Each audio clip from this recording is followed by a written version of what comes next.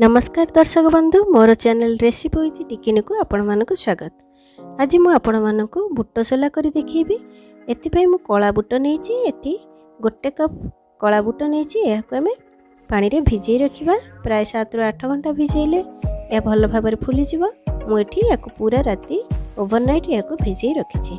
देखंतु ए बुट भल भाबरे फुली जाइछि। एबे याको हम भल भाबरे धोई नबा। याको मु एथि गोटे प्रेशर नेछि। ए बुट को ये प्रेशर रखीदे। एति बुट ताठू टिके अधिका पानी देदेबा। पानी दे ये स्वाद अनुसार आम ए लुण पकईना। एबे या दुईटी हुइसिल दे आम सिझे नबा। एबे आसतु आम कड़ई को गरम करवा। कड़ईटी गरम हो गले ए 2 ରୁ 3 चम्मच तेल देदेबा। तेलटी आमर गरम हो आसला। एम फुटण पकेबा। ये फुटण में मु जीरा सोरिष शुखला लंका नहीं। ये फुटणटी भल भाव फुटी आसला।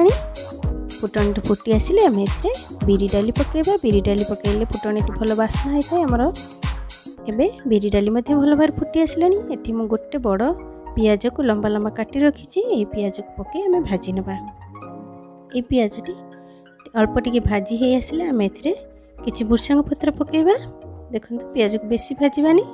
एतिक परिमाण भाजी आम ए भृषंग पत्र पकेबा। भृषंग पत्र पकेबा द्वारा आमर बुट सोलाटी भल बास्ना और स्वाद आसी थाए। ये भृषंग पत्र को तेल रे एपरि भाजी नवा प्रथमे। तापर पुणी आम पियाज रे ये भृषंग पत्र को भल भाव मिक्स करनबा। ये बुट सोला करने को बहुत कम समय लगी थाए और कम इनग्रेडिएंट्स दरकार होता है। समस्त को बहुत भल लगी थाए। देखंतु हमर फुटणटी भल भाव फुटीगला। एबे एथिरे आम सिझा बुट को पकई नबा। याको भल भाव मिक्स करदबा। ये बुटरू पानी छाड़ा जाए आम भाजवा। पानी छाड़ी आसिले आम ए किछि लुण पकई नबा।